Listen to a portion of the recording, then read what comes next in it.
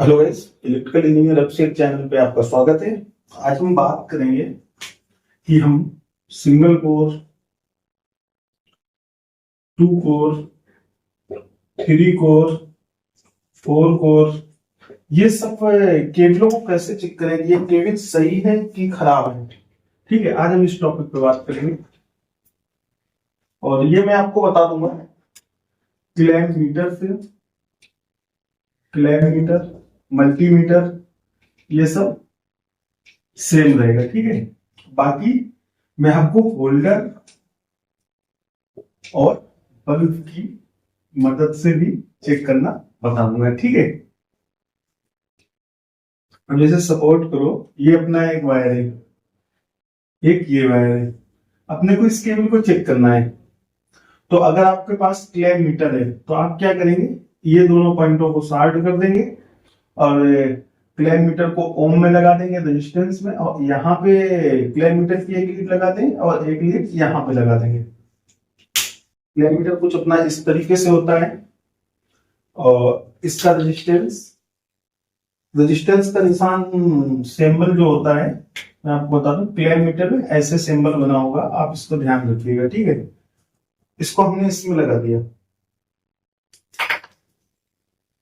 और फिर जब हम इन दोनों लीडों को, ये दोनों लीडों को जब पॉइंटों पे लगाएंगे तो ये ऐसे इंडिकेट करेगा, ये दोनों के बीच का रेजिस्टेंस बता देगा, इसमें एक वैल्यू आएगा।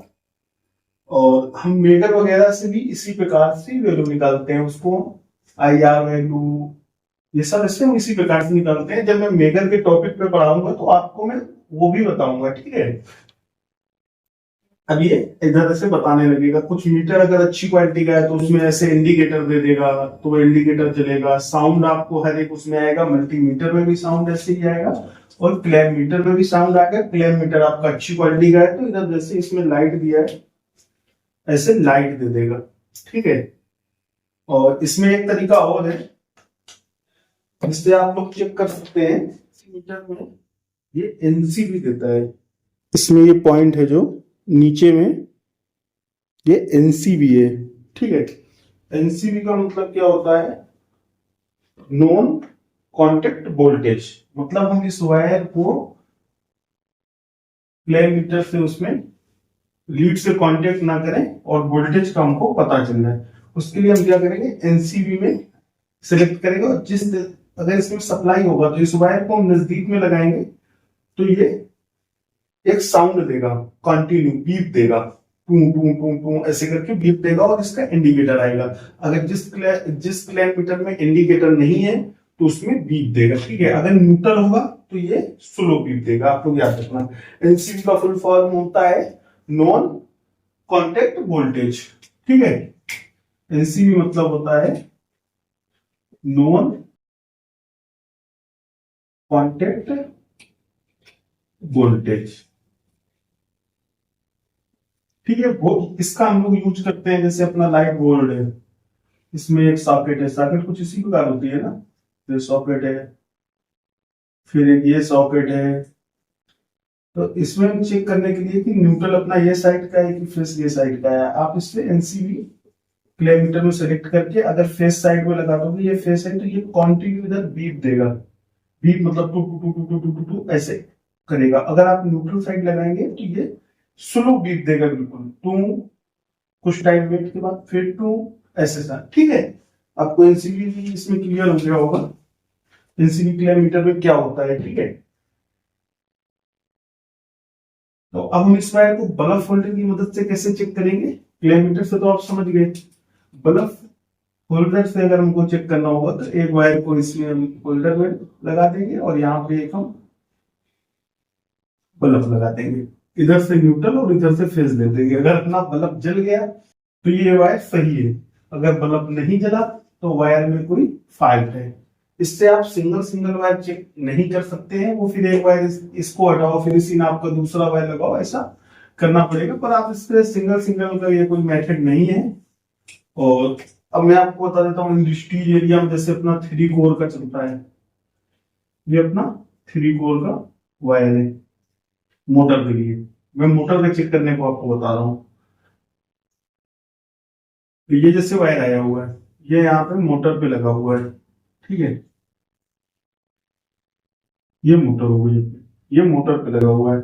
और इधर अपना कुछ भी आप मान लीजिए एमसीबी से या कॉन्टेक्टर से ये आया हुआ है। आप इसको जब चेक करेंगे, तो इसको चेक करने के लिए आप क्या करेंगे, इसको शॉर्ट थोड़ा नहीं करेंगे, 3 तार खोल के आप थोड़ा नहीं पावर वायर को शॉर्ट करेंगे। आप क्या करेंगे, मेन जो एमसीबी होगी या इसका जो सर्किट ब्रेकर होगा पैनल का, उसको आप ऑफ कर देंगे, ठीक है, उसको ऑफ कर देंगे। उसके बाद मोटर की कॉइल अपनी कैसी होती है, मैंने आपको ये बताया भी है बहुत बार, एक बार और फिर बताता हूं। ये जैसे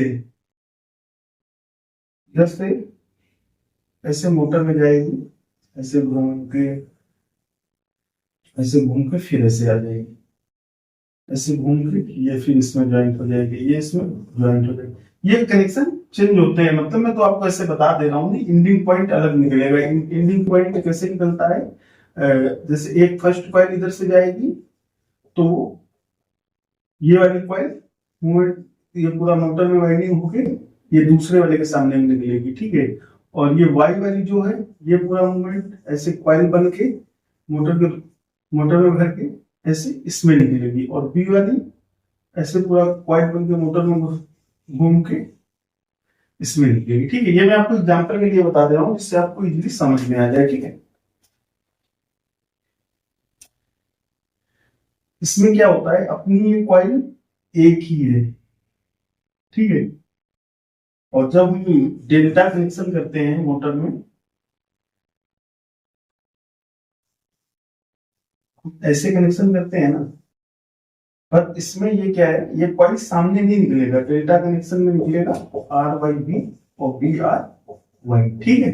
आप इसको ऐसे भी याद कर सकते हैं, R by B R Y, easy है। तो उसमें जब हम सॉल्व करते हैं, तो आर का जो स्टार्टिंग पॉइंट है, आर के स्टार्टिंग पॉइंट को हम ब्लू के एंडिंग पॉइंट से सॉल्व करते हैं, वाई के स्टार्टिंग पॉइंट को आर के एंडिंग पॉइंट से सॉल्व करते हैं, और बी के स्टार्टिंग पॉइंट को वाई के एंडिंग पॉइंट से सॉल्व करते हैं। जिससे क्या, ये कॉइल सारी ऐसे इस टाइप की जुड़ी रहती हैं, एक में एक, ठीक है। तो इसमें जब आप केबल को चेक करेंगे, तो केबल को आपको चेक करने के लिए क्या करना होगा, आप यहीं पे सीधे क्लैम मीटर लगा देंगे, क्लैम मीटर को रेजिस्टेंस में सिलेक्ट करेंगे, और ये दोनों केबल को आप टच करेंगे, तो इनमें क्लैम मीटर को जो आप रेजिस्टेंस में सर्च करेंगे, जो मैंने आपको अभी दिखाया था, रेजिस्टेंस का सैंपल ये होता है, क्लैम मीटर में बना रहता है, आप उसमें सिलेक्ट कर देंगे, तो ये बीप देना चालू करेगा, ऐसे टूम करके इसमें एक साउंड आएगा, और वो साउंड का एक वैल्यू आएगा, जैसे 3.2 आया, ठीक है। अब इस फार्मूले से अपनी मोटर भी चेक हो जाएगी और केबल भी चेक हो जाएगी, ठीक है। और फिर हमने ये वायर उठाया, फिर हम ये दोनों को चेक किया, इसका भी 3.2 आया, ठीक है। अभी हमने ये दोनों को चेक किया, पहले हमने ये दोनों को चेक किया था, अब हम क्या करेंगे, ये दोनों को चेक करेंगे, इसका भी 3.2 आया, मतलब केबल अपना ओके है, केबल में कोई प्रॉब्लम नहीं है, मोटर की वाइंडिंग भी ओके है, मोटर की वाइंडिंग में भी कोई इशू नहीं है। हाँ, मोटर और एक तरीके से चेक होती है कि शॉर्ट सर्किट तो नहीं है। बॉडी शॉर्ट सर्किट चेक करने के लिए हमें मोटर के पास जाना होता है, एक मोटर के टर्मिनल में होकर इसका क्लैम मीटर का लीड लगाएंगे, एक लीड इधर लगा देंगे क्लैम मीटर का, और जो दूसरा लीड होगा मोटर की बॉडी पे लगा देंगे। पहले इसमें लगा के देखेंगे, अगर कॉन्टिन्यूटी बता रहा है तो मोटर शॉर्ट है, अगर नहीं बता रहा है तो मोटर ओके। उसके बाद फिर इसी प्रकार इसमें लगा के देखेंगे, वही चीज चेक करेंगे, कॉन्टिन्यूटी अगर बता रहा है, रेजिस्टेंस बता रहा है, तो फिर मोटर खराब है, अगर नहीं बता रहा है तो मोटर ओके है, और इसी प्रकार फिर इसमें लगा के चेक करेंगे, ठीक है। इतना आपको ये क्लियर हो गया होगा केबल चेक करने का। हम इसको एनसीबी क्लैम मीटर में लगा के डायरेक्ट भी चेक कर सकते हैं, जैसे एनसीबी, ये केवल पैनल के लिए यूजफुल है। एनसीबी अपना जो कंट्रोल वायरिंग होती है उसमें हम लोग चेक करने के लिए यूज करते हैं, क्योंकि मोटर अगर मोटर में अपना 3 फेज गया है, ठीक है, ये मोटर में अपना 3 फेज गया है आर वाई बी, अगर एक फेज से अपना कट जाएगा और फिर भी आप जबरदस्ती चलाएंगे तो मोटर अपना जल जाएगा, है। इसलिए हम इसमें एनसीबी से नहीं चेक करते हैं। हम क्या करते हैं, जो अपना कंट्रोल वायरिंग होता है, कंट्रोल वायरिंग का जैसे इधर से हमने फेस उठाया, ये हमने न्यूट्रल उठाया, ठीक है। अब इधर से एक पैनल ये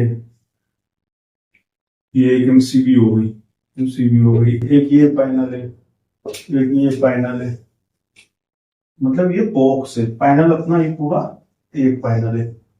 कुछ इसी प्रकार से कनेक्शन रहता है ना। ये इधर से आर वाई बी ऐसे, आर वाई बी ऐसे रहता है, ये तीनों, ये सब पूरा वायर इसमें पैनलों में आता है। आपने देखा होगा पैनल के ऊपर पट्टी रहती है, पट्टी से कनेक्शन, नहीं पट्टी रहती तो फिर सिंगल फ्लेक्सुअल वायर का यूज किया जाता है।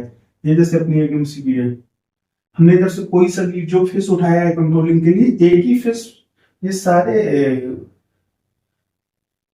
बॉक्सों में एक ही फेस उठाएंगे, पूरे पैनल में एक ही फेस से हम वायरिंग करेंगे। हम क्यों करते हैं कंट्रोल वायरिंग एक ही फेस से? जिससे अपना कुछ भी प्रॉब्लम होने पर फेस का शॉर्ट सर्किट नहीं होना चाहिए, ठीक है। अभी अपना ये इधर है, एमसीबी में ये एक फेस दे दिया और एक ये न्यूट्रल दे दिया। अब ये इधर से कहीं एमपीआरडी2 में गया, फिर उधर से एमपीआरडी2 से निकल के फिर वो कहीं भी एसपीडी2 में गया, ऐसे हम लोग कंट्रोलिंग करते हैं ना। फिर कॉन्ट्रेक्टर में गया, कॉन्ट्रेक्टर से फिर ये अपना तीनों फेस मोटर में गया, कॉन्ट्रेक्टर इसके बीच में पुश बटन लगा दिया, किसी प्रकार से करते हैं ना। तो अभी जैसे अपने को फेस और न्यूट्रल चेक करना है। न्यूट्रल हम इसके ग्रिड सप्लाई में एमपीआरबीडी2 को देंगे, एसपीडी2 को भी ग्रिड सप्लाई में देंगे। बस न्यूट्रल का रोल अपना इधर से खत्म हो जाएगा, केवल कॉन्ट्रेक्टर की कॉइल में चला जाएगा, A1 में या A2 में, ठीक है। कॉन्ट्रेक्टर के ऊपर मैंने ऑलरेडी वीडियो दिया है, जिस बंदे ने नहीं देखा हो वो देख लीजिए जाके, आपको कॉन्ट्रेक्टर का पूरा मैच क्लियर हो जाएगा, ये वर्क कैसे करता है, इसका सिस्टम क्या है, ठीक है।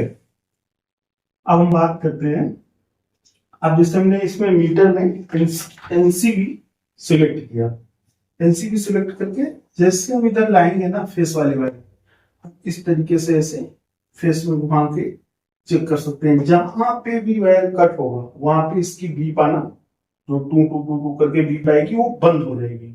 तो हमको पता चल जाएगा, जैसे अपना ये इधर से ब्रेक हो गया, हम इधर से चेक करना चालू करेंगे, हाँ सही है, इधर बीप आ रहा है, इधर बंद हो गया, मतलब इधर से अपना वायर खराब है, हम इधर पे चेक करेंगे और वायर को जोड़ देंगे, अपना प्लांट चालू हो जाएगा। सेम सब पैनल इसी तरीके रहता है, ठीक है। इतना क्लियर हो गया आपको? आपको रेजिस्टेंस या कॉन्टिविटी चेक करना मालूम हो गया होगा।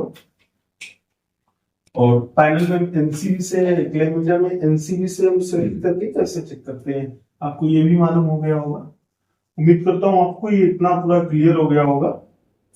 और नेक्स्ट टॉपिक पे, नेक्स्ट वीडियो अपना मैं मेकर के ऊपर दे दूंगा। मेकर क्या होता है, मेकर क्या काम करता है। मेकर हमको जैसे 240 वोल्ट है तो हमें कितने डीसी वोल्ट का मेकर चाहिए, अगर 440 है तो हमें कितने डीसी वोल्ट का मेकर चाहिए, ये सब चीज के बारे में मैं आपको बता दूंगा। और ठीक है, उम्मीद करता हूँ आपको वीडियो समझ में आया होगा। अगर फिर भी किसी बंदे को कोई डाउट है तो कमेंट कर देना, मैं आपको कमेंट के माध्यम से और क्लियर कर दूंगा, ठीक है भाई। चैनल पे नए हो तो चैनल को सब्सक्राइब करो और वीडियो को ज्यादा से ज्यादा लाइक और शेयर करो।